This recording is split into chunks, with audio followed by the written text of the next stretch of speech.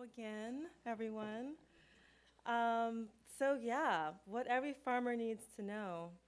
It's a pretty presumptuous title for a food talk, huh? Every farmer needs to know. But there is something I think that every farmer needs to know. And truthfully, I think every person who eats the things that farmers grow need to know, at least those of us who care about justice and equity. A key principle of food justice that we talked about before is that we are a part of history and we need to learn from the lessons of the past.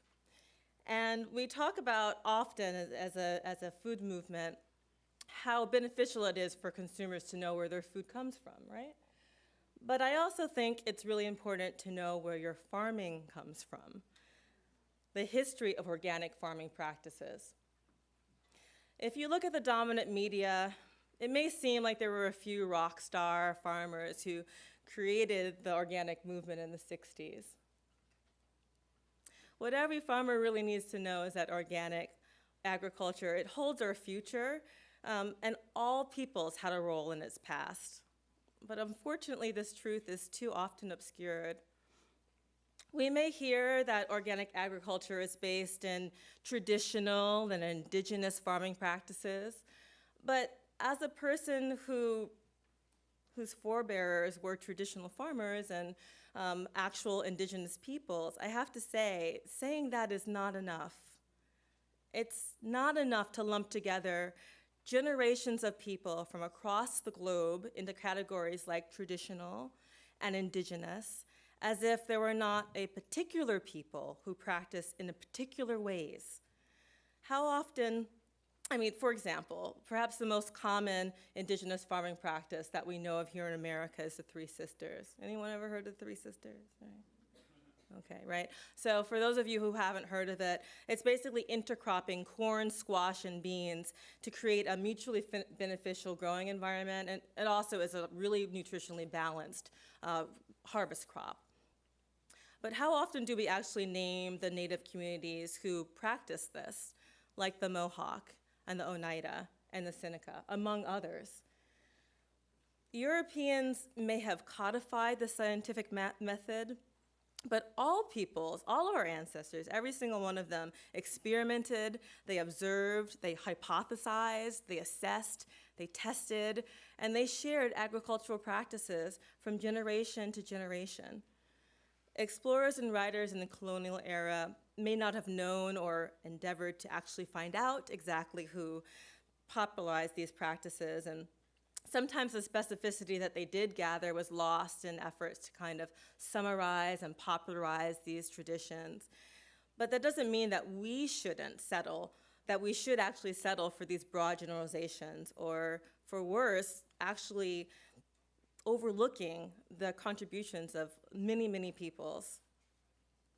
As an educator with Farm School NYC in the service of beginning farmers, I need to know the contributions of all the people who were involved in the origins of organic agriculture.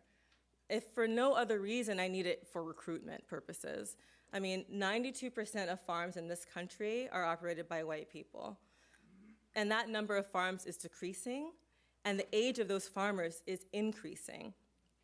One area for growth is actually in farms that are operated by people of color. And one way to recruit more people of color into farming is to start to heal the history of oppression in agriculture by honoring the contributions of their ancestors to this work. Thankfully, scholars and practitioners are beginning to unearth and really uplift this knowledge. People like sociologist Joseph Fagan, who has studied the lasting impact that the Fulani people of West Africa have made in this country. I'm not sure if people know, but the Fulani were really expert cattlemen and women for many generations before Europeans ever came into Africa. When the Fulani were enslaved people in the American South, they actually introduced many elements like artificial insemination of cattle and open grazing, many things that we're still practicing in organic agriculture today in this country. Who here has heard of the geographer Judith Carney? amazing. Well, I see only one hand, and after this, I'm going to see many, many more. She is a historian. She's based in UCLA currently, and she's been really looking into the knowledge of African plants and African peoples that revitalize the soils here in America.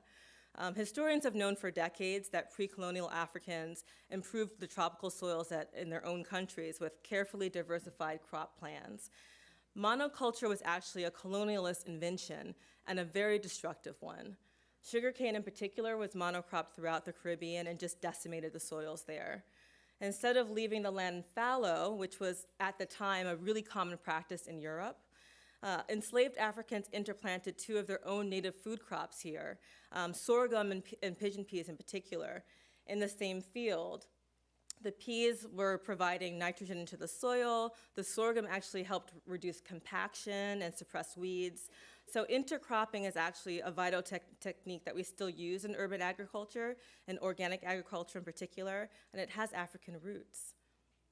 We're also rediscovering a lot of our cultural and spiritual agricultural practices. And this is actually a personal friend of mine, a dynamite farmer and a Farm School NYC teacher I know. His name is Chris Bolden Newsom.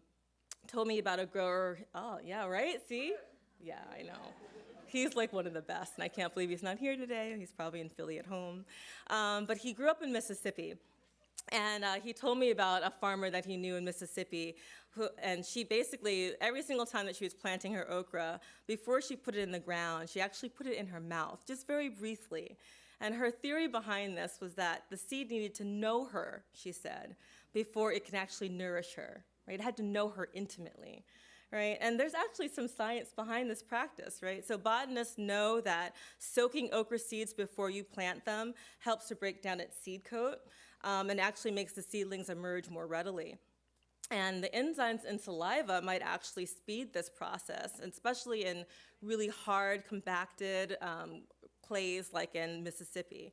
That could be really important.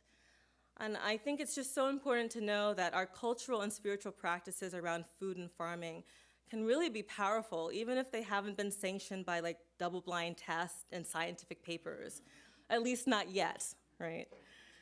Our agricultural origins should not just be the domain of professors and researchers, though. And at Farm School NYC, we're really striving to include the knowledge of our ancestors into all of our lessons, into our practice, into our lives. But unfortunately, we have to do a lot of work to find this knowledge first.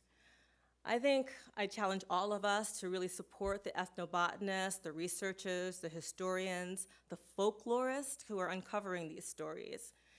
And I think we all need to do our own digging, starting with our own stories and our own families and our own communities. And since we're all here today in true farm school fashion, a true participatory education fashion, I really want to draw upon the knowledge that we have in this room and at this conference to strengthen our collective knowing.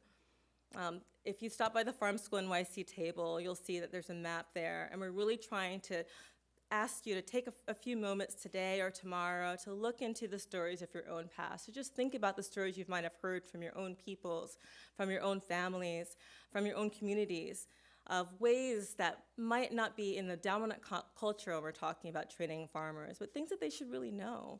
I mean, maybe it's an agricultural practice like Chris was telling me about with this farmer in Mississippi, or maybe it's a real connection between a practice and a people, like what I was saying about the Fulani tribes of West Africa and cattle raising here in this country. But if you know of a story like that that's been hidden and not held up in our community and in American agricultural history, share it with us. Stop by our table and just share it with us. We'll give you some paper to drop a brief description of it, and we'll kind of crowdsource that information in a way here at this conference, and then use that going forward to create a crowdsource online where we're really gathering that information and sharing it with a wider audience. I think that we really need to just take a moment and step back and really lift up what we've lost.